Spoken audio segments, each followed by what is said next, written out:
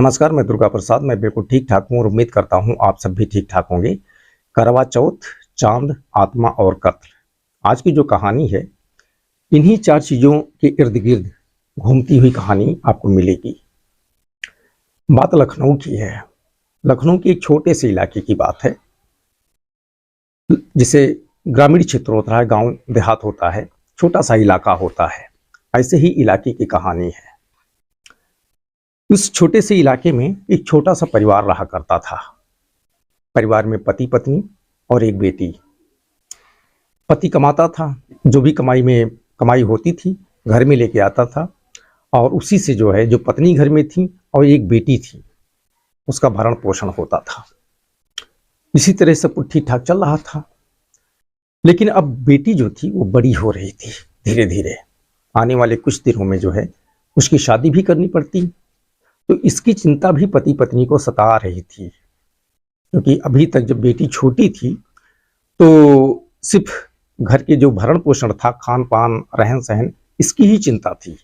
लेकिन अब बेटी जैसे जैसे बड़ी हो रही थी, पति पत्नी को उसके शादी विवाह, उसके योग्य घर वर तलाश कर शादी विवाह की भी चिंता सता रही थी। क्योंकि उन्हें पता था आने वाले दिनों में बेटी बड़ी हो जाएगी, फिर लोक परंपरा के अनुसार से उसकी शादी करनी पड़ेगी, हाथ पीले करने पड़ेंगे, उसे ससुराल भेजना पड़ेगा, और उन सारी चीजों में खर्चा लगता है।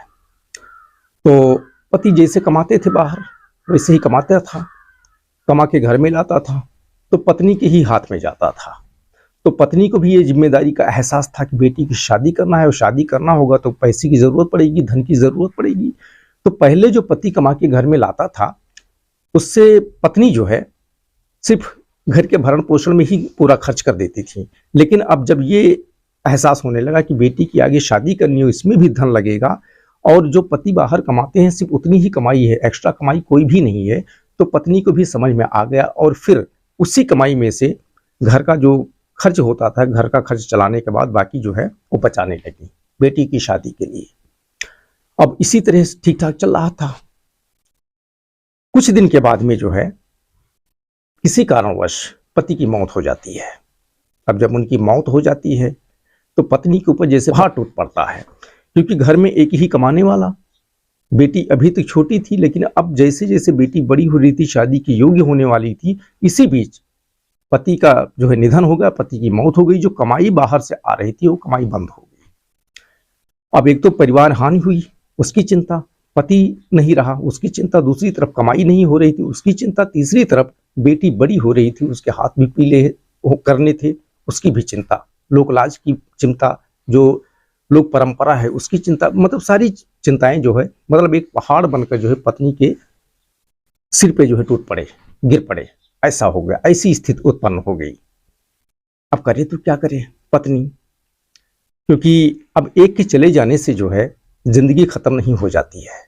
अब आगे की जो जिम्मेदारियां थी वो पत्नी को ही उठानी थी। इसका एहसास पत्नी को हो गया। आसपास के जो लोग थे, नातेदार, रिश्तेदार थे, वो सहानुभूति जताने के लिए आए और आते भी रहे। लेकिन सहानुभूति से किसी का पेट नहीं भरता है, और ना सहानुभूति जताने वाले किसी के घर का खर्च चलाते हैं। वो मानवीय आधार पर किसी के हाथ दुख होता है तो आते हैं, थोड़ी देर के लिए सहानुभूति जताते हैं, उसके बाद वहां से वापस चले जाते हैं। वहां भी ऐसे ही हो रहा था। धीरे धीरे लोग सहानुभूति जताए, जैसे समय बीतता गया, जैसे जैसे वैसे वैसे सब अपने अपने रास्ते पे चले गए। अब माँ बेटी वहां अकेली बची और सारी जिम्मेदारियां माँ के ऊपर आ गई। कमाई करके इकट्ठा करना, भरण पोषण करना, साथ साथ बेटी की शादी विवाह करके उसे भेजना, उसके ससुराल भेजना, उसके अनुसार उसके योग्य जो घर बर था वैसे तलाश करके शादी विवाह करके उसे उसके घर भेजना। ये जिम्मेदारी अब माँ के ही सिर पे आ चुकी थी। माँ को इसका एहसास हो चुका था। और फिर उसके बाद में समय बीतने लगा। माँ जैसे पति काम करने जाते थे बाहर, वैसे माँ काम करने जाने लगी। अब माँ कमा कमा के घर में लाने लगी, उसी से बेटी और अपना खर्चा चलाती थी और उसी में से बचाती थी। और इसी के साथ साथ बेटी के लिए घर और वर, यानी बेटी के योग्य घर और वर की तलाश भी करती रही कि कहीं बेटी के योग्य कोई अच्छा घर मिल जावे, अच्छा लड़का मिल जावे, और फिर शादी विवाह करके बेटी को भेज दें, क्योंकि उसका जो होने वाला था वो हो चुका। शादी हुई, एक बेटी हुई, पति भी अब इस दुनिया में नहीं। अब उसकी जिंदगी जैसी चल रही है वैसी चलती रहेगी, लेकिन एक बेटी है, इकलौती बेटी, कम से कम उसके लिए अच्छा घर, अच्छा वर मिल जाता है तो उसके हाथ पीले कर देते हैं, शादी कर देते हैं, ताकि वो चैन सुकून से और सुखपूर्वक जिंदगी जाके बाहर जो है गुजारे, अपने ससुराल में, अपने पति के साथ, अपने परिवार के साथ, नए परिवार के साथ। इसी प्रकार से जो है घर वर तलाशने लगी, काम भी करती रही। कुछ दिन के बाद बेटी बड़ी भी हो गई और वो दिन आ भी गया कि माँ की तलाश से जो है बेटी के लिए उसके अनुकूल घर और वर उसे मिल गया। और फिर लोग परंपरा के अनुसार से माँ जो है अपनी अगुवाई में बेटी के हाथ पीले कर देती है, यानी शादी कर देती है। और उसके बाद में बेटी अपने पति के साथ, ससुराली जनों के साथ अपने ससुराल चली जाती है रहने के लिए। अब बेटी जब ससुराल चली जाती है तो माँ एक तरफ दुखी और दूसरी तरफ उसे खुशी भी। खुशी इस बात की कि बेटी की शादी हो गई, बेटी का घर बस गया, उसका अपना पति हो गया, उसका अपना परिवार हो गया। दुख इस बात का कि अब वो अकेली हो गई, पति पहले ही जा चुका, एक बेटी साथ में थी, वो अपने ससुराल चली गई। दुख इस बात का। लेकिन एक ये जो है लोक परंपरा है, सबके साथ ऐसे होता है, उनके साथ भी ऐसे ही हुआ। तो इसी चीज को सोचकर वो अपना बर्दाश्त कर ले, रहने लगी। समय बीतता गया, बेटी अपने ससुराल में खुशहाली पूर्वक रहती थी, ठीक ठाक तरीके से रह रही थी। घर भी अच्छा था, वर भी अच्छा था, जो परिवार के लोग थे वो भी अच्छे थे, पति भी ठीक ठाक था। 1 साल बीत गया, 2 साल बीत गया, 3 साल बीत गया, 4 साल, 5 साल बीत गया। इसी बीच बेटी को जो है 2 बच्चे हो गए। तब तक जो है बेटी का घर ठीक ठाक चल रहा था। माँ भी खुश थी कि अभी तक बेटी अकेली थी, उसकी शादी विवाह हुई, घर बार सब अच्छा मिल गया, बेटी सुखी थी, अब उसके 2 बच्चे भी हो गए। इस बात से माँ भी काफी खुश थी। लेकिन 2 बच्चे होने के बाद में बेटी के घर में जो है कलह जैसी स्थिति आ गई, यानी झगड़ा विवाद होने लगा। और जब झगड़ा विवाद होने लगा 2 बच्चे होने के बाद, तो बेटी दुखी रहने लगी। अब जब बेटी दुखी रहने लगी तो माँ भी दुखी रहने लगी, क्योंकि ले दे के बेटी ही थी, 2 बच्चे हो गए थे, उन्हीं से एक उम्मीद थी, तो वो भी सुखी नहीं। उसी के खुशी में अपना खुशी ढूंढकर वो जी रही थी, अब वो भी दुखी होगी। अब क्या करे माँ? फिर भी माँ यही सोच रही थी किसी तरीके से झगड़ा विवाद समाप्त हो जाए, बेटी का घर ठीक ठाक चलता रहे। बाकी हर घर में दुख सुख आते रहते हैं, झगड़ा विवाद छोटे मोटे होते रहते हैं। इसी तरह सब कुछ चल रहा था, झगड़ा विवाद के साथ जिंदगी आगे बढ़ रही थी। लेकिन एक दिन जो है विवाद कुछ ज्यादा बढ़ गया, और विवाद इतना बढ़ गया कि बेटी का जो है तलाक हो गया। अब क्या करें? जब बेटी का तलाक हो गया तो बेटी अपने दोनों छोटी छोटे बच्चों को साथ में लेकर वापस अपनी माँ के पास आ गई रहने के लिए। अब जब बेटी अपने दोनों बच्चों के साथ माँ के पास आ गई रहने के लिए, तो माँ यहाँ पर भी 2 भाव माँ के अंदर आ गए, एक दुख और दूसरी खुशी का। एक दुख का भाव और दूसरा खुशी का भाव। दुख का भाव इसलिए कि बेटी का घर, बसा बसाया घर टूट गया, उसका तलाक हो गया। खुशी इस बात की कि अभी तक वो अकेली रहती थी, अब उसकी बेटी आ गई, वो भी साथ में रहेगी, और उसके 2 छोटे छोटे बच्चे हैं, वो भी साथ में रहेंगे। इस बात की खुशी, जो होना था हो गया। अब बेटी जो है अपने दोनों बच्चों के साथ माँ के साथ रहने लगी। अब माँ, बेटी और 2 जो बच्चे थे छोटे, चारों साथ में रहने लगे। माँ पहले कमाती थी, अभी भी कमा रही थी, वही घर का खर्चा चला रही थी। बेटी जो अपने दोनों बच्चों का पालन पोषण कर रही थी, उसमें भी माँ हाथ बटा रही थी। अब इसी तरह चल रहा था। तो हमारे समाज में बहुत ऐसे लोग हैं जो किसी ना किसी कारण से डरे हुए रहते हैं, किसी ना किसी समस्या से जो है घिरे हुए रहते हैं। तो अपनी समस्याओं के निदान के लिए तरह तरह के हथकंडे अपनाते रहते हैं। अलग अलग देव देवी जो होते हैं उनके ड्योढ़ी जो है पूजते रहते हैं, माथा टेकते रहते हैं। उन्हीं में से एक होता है तांत्रिक। समाज में तांत्रिक भी होते हैं, तो तांत्रिक के पास भी लोग जाते हैं। लोगों को लगता है कि अगर तांत्रिक के पास जाते हैं तो उनके पास कोई तंत्र विद्या होगी जिसके माध्यम से कोई अच्छा ऐसा सुझाव मिल जाएगा, कोई ऐसा जो है दुआ भभूत मिल जाएगी जिससे जो उनके जीवन की समस्याएं हैं वो समस्याएं जो है समाप्त हो जाएगी। इसी चीज को ध्यान में रखते हुए जो है तांत्रिक के पास भी लोग जाते हैं, वहां पर भी लाइन लगती है, भीड़ लगती है, लोग इकट्ठा होते हैं। तो जहां पर ये माँ बेटी रह रही थी वहीं से कुछ ही दूरी पर जो है एक तांत्रिक रहा करता था। तांत्रिक मशहूर था, आसपास के लोग जो है उसके यहाँ आते थे, समय समय पे अलग अलग दिन छोड़कर जो है वहां भीड़ लगती थी। अब चूंकि बेटी जो थी, बेटी भी इसकी अपनी भी समस्या थी क्योंकि बसा बसाया घर टूट गया था। दूसरी तरफ बड़ी दिक्कत परेशानी, वो भी युवावस्था, 24-25 साल की है, छोटे पे शादी हो गई थी, 2 बच्चे हो गए, अब बाकी जिंदगी वो क्या करे। तो इन्हीं सभी समस्याओं के समाधान के लिए, निदान के लिए वो भी उसी तांत्रिक के पास में जाने लगी। ये चीज माँ को भी पता था, माँ ने ही भेजा था कि जाओ तांत्रिक बाबा के पास, सभी आते हैं अपनी अपनी समस्याओं का निदान कराने, तुम भी जाओ, शायद तुम्हारी भी समस्याओं का कुछ निदान हो, कुछ सुझाव वहां से मिले। तो बेटी भी जाने लगी।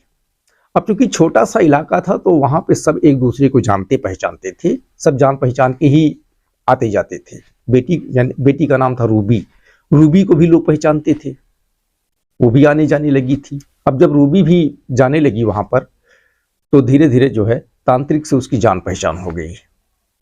और उसके बाद में जो है फोन तो सभी के पास रहता है, रूबी के पास भी फोन था, मोबाइल, तांत्रिक के पास भी फोन था, सभी लोग तांत्रिक का नंबर लेते थे, रूबी ने भी नंबर ले लिया। अब रूबी जो है तांत्रिक के पास रोज जाती थी, कभी सुबह, कभी दोपहर, कभी शाम, कभी 2 घड़ी रात बीतने के पास जाती थी। जब भी जाती थी आधा घंटा 1 घंटा वहां रुकती थी, उसके बाद वापस अपने घर चली आती थी। माँ को इसकी जानकारी थी, तांत्रिक का नंबर भी था, फोन नंबर, तो कभी कभार वो फोन पर भी बात करती रहती थी तांत्रिक के साथ में, और अपनी समस्याओं से लेके जो समस्याएं होती थी, अपनी बात जो होती थी तांत्रिक से शेयर करती रहती थी। इसकी जानकारी माँ को थी। इसी तरह सब कुछ ठीक ठाक चल रहा था। अब समय बीतता गया, 2020 वही सितंबर अक्टूबर का महीना, करवा चौथ का दिन आ गया। करवा चौथ का दिन आ गया तो उस दिन जो है वही शाम के समय, जब करीब करीब 2 घड़ी रात बीत गई, करवा चौथ का जो पूजन होता है वो कार्तिक मास के कृष्ण पक्ष के चौथ को करवा चौथ मनाया जाता है। और 4 घड़ी रात बीतने के बाद चांद का दीदार करके और फिर पति के हाथ से कोई तरल पदार्थ खा के करवा चौथ का व्रत तोड़ा जाता है। सुहागिन महिलाएं ऐसा करती हैं। तो उसका तो सुहाग उजड़ चुका था, यानी मतलब तलाक हो चुका था, कोई सुहाग था ही नहीं। वो करवा के दिन जो है कोई व्रत नहीं थी क्योंकि उसका डिवोर्स हो चुका था, तलाक हो चुका था। करवा चौथ का दिन था तो शाम को वही 2 घड़ी रात बीत गई थी। 2 घड़ी रात बीतने के बाद में रूबी जो है अपनी माँ से कहती है कि माँ, मैं ज़रा तांत्रिक बाबा जो है उनके पास जाके आती हूँ। तो पहले भी वो जाती थी, 2 घड़ी 3 घड़ी रात बीत जाती थी और उसके बाद 1 आध घंटे में लौट आती थी। माँ को पता था। तो जब वो उस दिन बोली कि माँ मैं तांत्रिक के पास जा रही हूँ, अभी थोड़ी देर में लौट आऊँगी, तो माँ कहती है ठीक है जाओ, बच्चों को मैं देखती हूँ, जल्दी लौट आना, ताकि बच्चे छोटे छोटे हैं, ज़्यादा देर लगाओगी तो बच्चे रोएंगे। रूबी कहती है ठीक है मैं जा रही हूँ, कुछ ही देर में लौट आऊँगी। अब रूबी वहाँ से चली जाती है तांत्रिक के पास में, माँ से बताकर। अब तांत्रिक के पास में जब वो चली जाती है तो काफ़ी देर बीत जाता है, आधा घंटा बीत जाता है, 1 घंटा बीत जाता है, रूबी वापस नहीं आती है। धीरे धीरे माँ इंतजार कर रही होती है, धीरे धीरे 2 घंटा बीत जाता है, 3 घंटा बीत जाता है। अब बहुत देर हो चुकी थी, बच्चे यहाँ रो रहे थे, माँ इंतजार करते करते परेशान हो रही थी, कहाँ रह गई रूबी। पहले तांत्रिक के पास जाती थी, आधा घंटा 1 घंटा में लौट आती थी, लेकिन इतना समय बीत गया नहीं लौटी, क्या बात है। तो तांत्रिक का घर कुछ ही दूरी पर था, तो माँ उन बच्चों को जो है, बेटी के बच्चों को वहीं पे छोड़ के तांत्रिक के पास पहुंच जाती है। वहां जब पहुंचती है तो तांत्रिक भी मिलता है और सामने कुछ इलाके की जो है कुछ लोग और बैठे हुए रहते हैं। सब एक दूसरे को जानते पहचानते थे, जो वहां बैठे थे वो रूबी को भी जानते थे। अब रूबी की मामा वहां जब पहुंचती हैं तो तांत्रिक से पूछती हैं कि बाबा रूबी यहाँ आई थी। तो तांत्रिक बताते थे नहीं बच्चा, आज तो यहाँ वो नहीं आई थी। जो लोग इलाके के वहां बैठे थे वो भी कहते हैं कि नहीं रूबी तो आज नहीं आई, क्योंकि हम लोग बहुत देर से यहाँ बैठे हैं, इस बीच रूबी नहीं आई। तो तांत्रिक कहता आज के दिन में जो है रूबी आई ही नहीं। अम्मा परेशान कि रूबी घर से तांत्रिक के पास जाने के लिए निकली थी, लेकिन यहाँ तो आई ही नहीं, तो फिर गई तो कहाँ, गई कहाँ, और काफी समय बीत गया। ये बात तांत्रिक को बताती है तो तांत्रिक कहता है कि हो सकता है कहीं दूसरी जगह चली गई हो, किसी काम से अलग गई हो, इंतजार करो आ जाएगी कुछ देर में। अब माँ करे तो क्या करे, माँ तांत्रिक के पास से वापस लौट जाती है घर, अब बच्चों के साथ, क्योंकि बच्चों को अकेला छोड़कर आई थी। वहां पहुंच जाती है, रूबी के आने का इंतजार करने लगती है। अब 2-3 घंटा तो पहले ही बीत गया था। अब धीरे धीरे आधी रात बीत जाती है। करवा चौथ की रात थी, हर जगह अपना त्योहार का माहौल था, चहल पहल थी पूरे मोहल्ले में, आसपास में। आधी रात बीत जाती है, आधी रात तक इंतजार करती है माँ, और इंतजार करते करते पूरी रात बीत जाती है, सुबह हो जाती है। अब रात को बच्चे सो गए थे, सुबह जब उठते हैं तो माँ को नहीं देखते हैं तो परेशान, यानी रूबी के बच्चे रूबी को नहीं देखते हैं तो परेशान, रोने चिल्लाने लगते हैं। अब माँ भी परेशान, क्योंकि बेटी तांत्रिक को बता के कल शाम को ही निकली है और अभी सुबह हो गई नहीं लौटी, तो फिर गई तो गई कहाँ, तांत्रिक के पास गई ही नहीं वो। सब परेशान, फिर इंतजार करने लगती हैं। पूरी रात बीत गई, पूरा दिन बीत गया, फिर रात आई, फिर रात बीत गई, फिर दिन आया, फिर दिन बीत गया। ऐसे करते करते 4 दिन बीत गए, रूबी का कोई अता पता नहीं, कहीं से वो लौट कर नहीं आई। अम्मा परेशान, और फिर वो स्थानीय थाने में जाती है, जो लखनऊ का स्थानीय थाना होता है वहां जाती है। वहां जाके जो है रूबी के गुमशुदगी का जो है रिपोर्ट दर्ज करवाती है। रिपोर्ट दर्ज करवाने के बाद पुलिस जो है पूछताछ करती है रूबी की माँ से, और फिर माँ जो है पूरी कहानी बताती है उसके जाने का। अब पुलिस जब पूरी कहानी सुनती है और उस कहानी में तांत्रिक का नाम सुनती है, पुलिस को जब पता चलता है तो पुलिस से पूरी तरह से कंफर्म हो जाती है कि जो भी हुआ है तांत्रिक के द्वारा ही हुआ है। क्योंकि हमारे समाज में बहुत ऐसे तांत्रिकों का नाम और ऐसी सारी खबरें आती रहती हैं जिसमें तांत्रिकों के द्वारा कुछ उल जलूल हरकतें की जाती हैं, गलत कार्य किए जाते हैं, जैसे रेप, बलात्कार, खून कत्ल जैसी चीजें भी तांत्रिकों के नाम से आती रहती हैं खबर। तो यानी तांत्रिक पूरी तरह से बदनाम है हमारे समाज में। तो जब तांत्रिक का नाम रूबी के गुमशुदगी में आया तो पुलिस कन्फर्म हो गई कि हो ना हो तांत्रिक ने ही कुछ उल्टा सीधा किया होगा। पुलिस कन्फर्म रहती है, इसलिए पुलिस टेंशन नहीं लेती है, बस पुलिस को यही लगता है कि अभी तांत्रिक को पकड़ेंगे, तांत्रिक तोते के जैसा सब कुछ उगल देगा। अब पुलिस के पास FIR जब दर्ज हो जाती है तो पुलिस खोजबीन में जुट जाती है और सीधा तांत्रिक को उठा लेती है। तांत्रिक को लेकर थाने पहुंच जाती है, यहाँ पूछताछ करते हैं। पूछताछ में जो भी पुलिसिया हथकंडे होते हैं, 3rd डिग्री से लेकर टॉर्चर करने तक, सारा गतिविधि जो है पुलिस अपना लेती है रूबी का पता लगाने के लिए। लेकिन तांत्रिक सीधा यही कहता है कि हमें रूबी के बारे में कोई जानकारी नहीं है। रूबी आती तो थी हमारे यहाँ, लेकिन करवा चौथ के दिन, जिस दिन वो गायब हुई है, उस दिन आई ही नहीं थी और रूबी के बारे में हमें कोई जानकारी नहीं है। अब काफी प्रयास करने के बाद में कहीं ना कहीं पुलिस को भी लगने लगता है कि तांत्रिक सही बोल रहा है, और उसके बाद में फिर पुलिस जो है तांत्रिक को छोड़ देती है। लेकिन तांत्रिक को छोड़ तो देते हैं, लेकिन पुलिस की जो टीम जांच कर रही होती है वो तांत्रिक को छोड़ने के बाद में भी उस पर नजर बना के रखती है कि नजर बना के रखो कि तांत्रिक कहाँ जाता है, कहाँ से आता है, कौन उसके यहाँ आता है, कौन जाता है, किससे किससे बात करता है। इन सारी चीजों पे जो तांत्रिक की गतिविधियां होती हैं उस पर नजर बना के रखती है। अब जब तांत्रिक से कुछ नहीं मिलता है, जबकि तांत्रिक के नाम से पुलिस पूरी तरह संतुष्ट थी कि इसी ने कुछ किया होगा, लेकिन जब तांत्रिक से पूछताछ होती है तो तांत्रिक से जब कुछ नहीं मिलता है तो पुलिस निराश। अब पुलिस को एक अजीब सा झटका लगता है कि अब क्या करें, तांत्रिक से उम्मीद थी, उससे तो कुछ मिला ही नहीं, अब कौन हो सकता है, यानी रूबी की गुमशुदगी का जो है पता कैसे लगाया जाए। तो पुलिस जो है अपने जांच का तरीका जो है, रुख जो है मोड़ देती है। अब पुलिस की एक टीम रूबी के माँ के घर जाती है, रूबी के माँ से जो है पूछताछ करती है एक बार फिर से, और फिर रूबी का जो है मोबाइल नंबर जो होता है नंबर लेती है। नंबर लेने के बाद उसका कॉल डिटेल निकालते हैं। कॉल डिटेल निकाल के चेक करते हैं तो उसमें बहुत सारे नंबर होते हैं।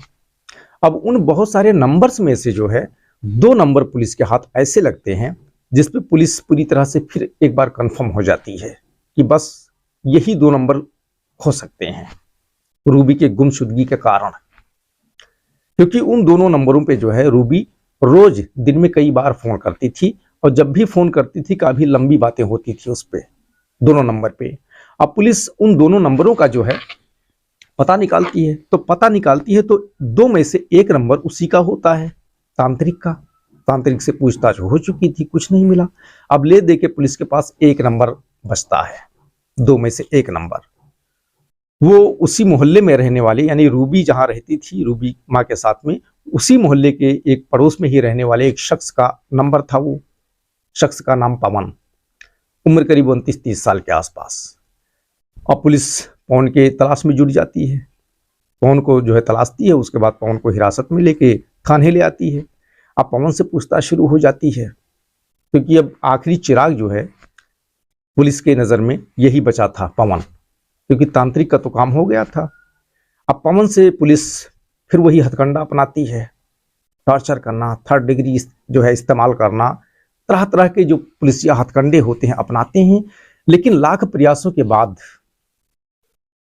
पवन से भी पुलिस को कुछ नहीं मिलता है, और तांत्रिक के साथ जो हथकंडे अपनाए थे, जो टॉर्चर किए थे, जो है दंड दिए थे, मारपीट किए थे, उससे कई गुना ज्यादा पवन के साथ पुलिस ने किया।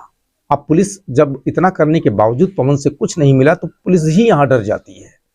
पुलिस को लगता है कि पवन को इतना ज्यादा टॉर्चर कर दिया गया है और फिर भी उससे कुछ नहीं मिला, कहीं ऐसा ना हो कि पवन मर जाए, फिर तो पूरा थाना साफ हो जाएगा, लेने के देने पड़ जाएंगे।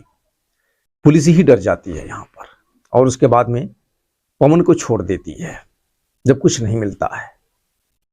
लेकिन वही तांत्रिक वाला हथकंडा अपनाती है, पवन को छोड़ने के बाद में भी उस पर नजर बना के रखती है, कि नजर बना के रखो कि पवन कहाँ जाता है, कहाँ से आता है, किससे मिलता है, क्या करता है, पूरा नजर बना के रखने के लिए जो है ये प्लानिंग रणनीति बनती है पुलिस की।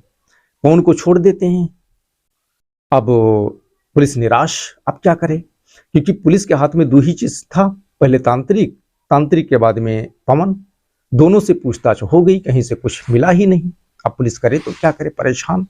उसके बाद पुलिस जो है उस रूबी के केस को पीछे छोड़ देती है, शांत कर देती है कि कुछ दिन अब ऐसे रहने दो, क्योंकि त्वरित जब कोई कार्रवाई नहीं हो पाती है सफल, तो कुछ दिन के लिए जो है उसे शांत कर देना चाहिए। पुलिस ने वही रवैया अपनाया, रूबी के केस को जो है शांत कर दिया वही। लेकिन इधर तांत्रिक पे और पवन पे नजर बना के रखी। समय बीतता गया, वही सितंबर अक्टूबर महीने का जो है मामला था 2020 का। 2 महीना बीता, 3 महीना बीता, अब 2020 पूरा खत्म हो चुका, 2021 आ गया, जनवरी, फरवरी, मार्च आ गया, यानी करीब करीब 6 महीना बीत चुके रूबी के गुम होने का, यानी रूबी के गायब होने का FIR का करीब 6 महीना बीत गया। इस 6 महीने में पुलिस ने कुछ नहीं किया। रूबी के माँ कई बार पुलिस स्टेशन गई उस रूबी के बारे में पता करने, पूछताछ करने पुलिस से, तो जब भी वो पहुंचती थी पुलिस यही कहती थी कि हाँ खोजबीन जारी है, जैसे रूबी का कुछ पता चलता है हम आपको तुरंत बताएंगे। लेकिन 6 महीना बीतने के बाद पुलिस के हाथ कुछ नहीं लगा। इधर तांत्रिक और पवन को भी कई बार इस 6 महीने के बीच में पुलिस ने बुलाया, फिर से पूछताछ की, लेकिन कुछ हाथ नहीं लगा। एक दिन जो है शाम का समय था, पुलिस वाले थाने में बैठे हुए थे सब। अचानक एक बंदा पहुंचता है थाने में, वही पवन, जिसका पुलिस जो है जिसको पकड़ के जो है रूबी के बारे में काफी पूछताछ किया था। 6 महीने बाद जो है शाम के समय थाने पहुंच जाता है। अब जब पवन अचानक पहुंच जाता है तो पुलिस वाले सन्न रह जाते हैं कि ये यहाँ कैसे, क्योंकि पुलिस उसे पहचानती थी, पवन है ये, रूबी के केस में से बहुत ज्यादा टॉर्चर किया गया था। वो जब पहुंचता है तो सीधा वो पुलिस के पास पहुंचता है जहाँ पे सब लोग बैठे हुए थे, और सीधा कहता है वहां थाना इंचार्ज से कि साहब मुझे गिरफ्तार कर लीजिए, मैं रूबी का खूनी हूं, मैं अपना जुर्म कबूल कर रहा हूं। अब पुलिस टकटकी लगा के उसे देखने लगती है कि जिस बंदे को पकड़ा गया, इतना पूछताछ किया गया, तरह तरह के हथकंडे अपनाए गए, टॉर्चर किया गया, मारा गया, पीटा गया, थर्ड डिग्री इस्तेमाल किया गया, तब नहीं कबूल किया। और फिर अचानक 6 महीने बाद ऐसा क्या हो गया कि वही बंदा पुलिस स्टेशन में स्वयं आके कहता है कि जो है उसे गिरफ्तार कर लें और वो रूबी का कातिल है। पुलिस को लगता है कि कहीं ऐसा तो नहीं कि इसे ज्यादा टॉर्चर करने की वजह से इसका दिमाग खराब हो गया हो। पुलिस को लगता है कहीं ऐसा तो नहीं कि किसी ने इसके साथ मारपीट किया हो, डराया हो, धमकाया हो एक बालिया बयान देने के लिए। पुलिस के कुछ लोग बाहर निकलते हैं थाने के, देखते हैं आसपास कोई नहीं। और इधर जो पवन होता है वो घबराया रहता है, डरा सा रहता है। बस वही बार बार यही कहता है, साहब मुझे गिरफ्तार कर लो, साहब मुझे गिरफ्तार कर लो, अपने पास रख लो, अपनी शरण में रख लो, नहीं वो मुझे मार डालेगा, वो मुझे मार डालेगी, यही बात कहता है। तो जब मार डालेगी, पुलिस वाले कहते हैं कौन मार डालेगी? तो कहता है रूबी, रूबी मुझे मार डालेगी, वो मुझे, उसकी आत्मा जो है मुझे डराती है, मैंने उसका कत्ल कर दिया था। अब पुलिस को लगता है बस इसका काम हो गया, ये पागल हो गया, इसका दिमाग खराब हो गया, क्योंकि ये बहकी बहकी बातें कर रहा था। तो पुलिस को यकीन नहीं हो रहा था। तो अब वो पवन घबराया हुआ। अब पुलिस जो है पवन से कहती है कि ठीक है, परेशान मत हो, डरो मत, यहाँ कोई नहीं आएगा, हम लोग यहाँ बैठे हैं, डरने की जरूरत नहीं है, आराम से तुम बैठो। अब पवन एक कुर्सी देते हैं, पवन कुर्सी पर बैठ जाता है, उसे पानी देते हैं, एक घोट पानी पीता है। और उसके बाद पुलिस वाले कहते हैं कि पवन अब तुम अपनी सारी बात बताओ, क्या बात है, डरने की बिल्कुल जरूरत नहीं है। फिर पवन जो है पूरी कहानी पुलिस को बताता है। वो बताता है कि जो रूबी थी, जब उसकी शादी हो गई और शादी के बाद 2 बच्चे हो गए, 2 बच्चे होने के बाद में जब उसका डिवोर्स हो गया, और डिवोर्स होने के बाद में जब वो अपने दोनों बच्चों के साथ माँ के पास रहने के लिए आई, तो वो यंग ही थी, वही 24-25 साल की एज थी, जवान थी। उसके साथ उसके संबंध हो गए पवन के, यानी दोनों जो है रिलेशन में आ गए, बॉयफ्रेंड गर्लफ्रेंड बन गए। बताता है कि रूबी मेरी गर्लफ्रेंड बन गई थी, उसके साथ हमारे संबंध थे, फोन पे बातचीत होती रहती थी, समय समय पे मिलना जुलना होता रहता था, हम दोनों के बीच में संबंध बनते रहते थे, इसी तरीके से चल रहा था। तो उस दिन करवा चौथ था, मेरी शादी हुई नहीं थी, पत्नी थी नहीं, ले दे के वही रूबी गर्लफ्रेंड, उसका डिवोर्स हो चुका था, तलाक हो चुका था, उसका पति भी नहीं था। तो करवा चौथ जो है, जो व्रत होता है, व्रत वो नहीं रखी हुई थी। तो मैंने करवा चौथ को शाम के समय रूबी को फोन किया, और फोन करने के बाद में रूबी से कहा कि रूबी आज करवा चौथ है, चारों तरफ चहल पहल है, सभी जो सुहागिन महिलाएं हैं यानी शादीशुदा महिलाएं हैं वो अपने अपने पतियों के लिए करवा चौथ का व्रत रखी हुई हैं। तो तुम्हारा मैं पति तो नहीं हूँ, बॉयफ्रेंड हूँ, तो तुम आज शाम को चली आओ घर पर, मेरा ही दीदार कर लो, मैं तुम्हारा दीदार कर लूँ, कुछ देर साथ में बैठेंगे, उसके बाद चली जाना। रूबी इसके लिए तैयार हो जाती है, और फिर उस दिन 2 घड़ी रात जब बीत जाती है, उसके बाद अपनी माँ से तांत्रिक से मिलने का बहाना बनाकर वो सीधा पवन के घर पहुंच जाती है। पवन ये बात बताता है पुलिस से, वो पवन के घर पहुंच जाती है। अब जब पवन के घर पहुंच जाती है तो पवन वहां घर के अंदर रहता है, पवन घर में अकेला ही रहता है। तो पवन उस वक्त जो है शराब के नशे में होता है। रूबी वहां पहुंच जाती है, दोनों एक दूसरे को देखते हैं, बातचीत करते हैं, रूबी कुछ देर बैठी रहती है। उसके बाद रूबी कहती है कि ठीक है अब मैं जा रही हूँ, माँ और दोनों बच्चे हमारे छोटे छोटे हैं वो इंतजार कर रहे होंगे।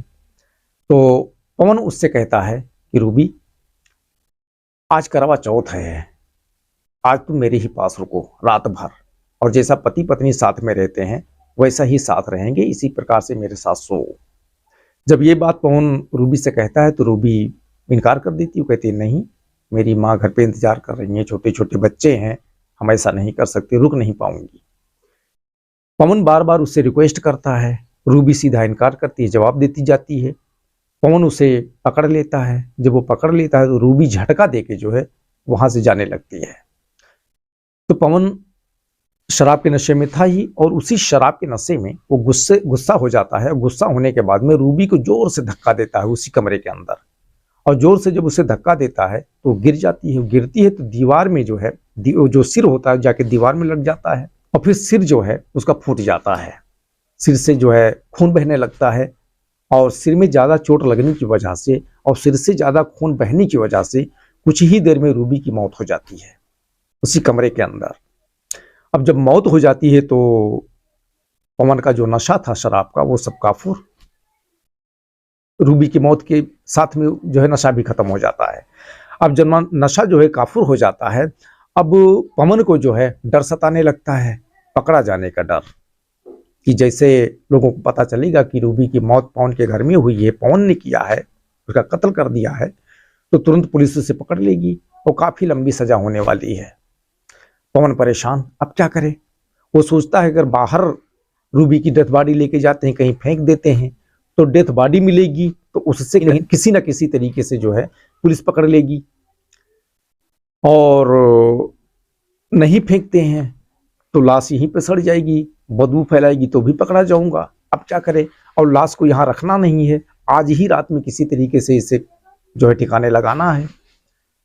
और उसके बाद में जहाँ जिस कमरे में रूबी की मौत हुई थी, उसी कमरे में वो सोता था पवन, और फिर उसी कमरे में एक गड्ढा खोदता है, उतना ही गड्ढा खोदता है जितना रूबी की डेथ बॉडी उसमें आ जाए, यानी 2-3 फीट का गड्ढा खोदता है, और फिर रूबी के डेथ बॉडी को उसी गड्ढे में जो है रख देता है, रख के मिट्टी गिरा के वहीं पे दफना देता है, और दफनाने के बाद उसी के ऊपर अपना जो खाट होता है, बेड होता है, वो लगा लेता है, उसी पे सोता है।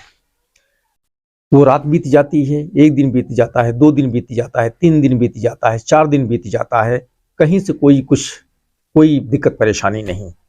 अब पवन को लगता है कि सब कुछ ठीक है, किसी को कुछ पता ही नहीं है, पुलिस हमें पकड़ ही नहीं पाएगी, और फिर पुलिस को बताता है। फिर इसी बीच जो है आपको मेरा नंबर मिल जाता है और आप हमें पकड़ लाते हैं, और बताता है कि मुझे पता था कि पुलिस को जब तक डेथ बॉडी नहीं मिल जाती है तब तक पुलिस कुछ खास नहीं कर पाएगी, इसीलिए आप लोग बहुत टॉर्चर किए, बहुत परेशान किए, मारे पीटे, लेकिन मैंने कबूल नहीं किया।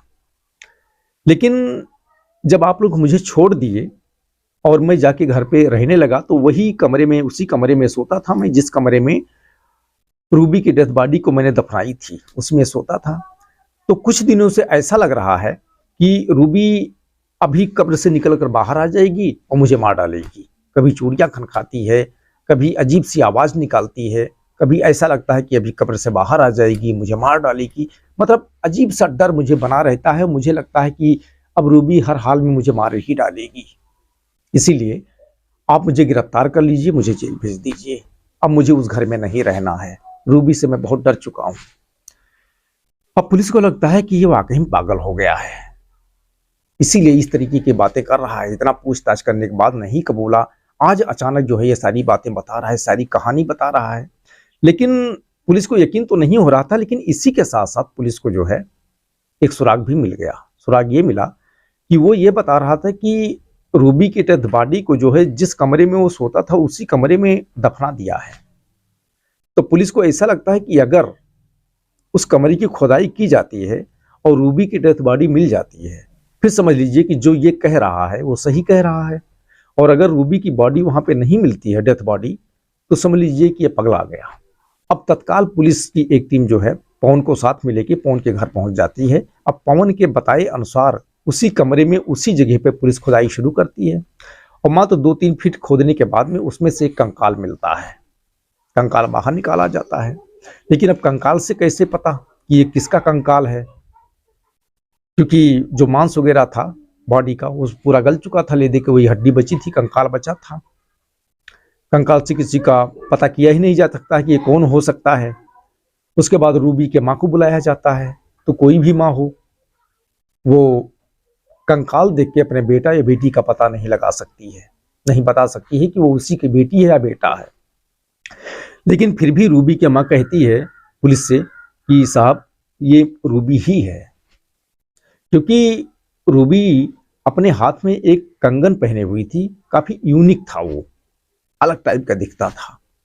और दूसरा नंबर, जब रूबी छोटी थी तो वो गिर पड़ी थी, और गिरने की वजह से उसके एक पैर की हड्डी जो है टूट गई थी, और उसी जगह पे रॉड डाला गया था ऑपरेशन करके।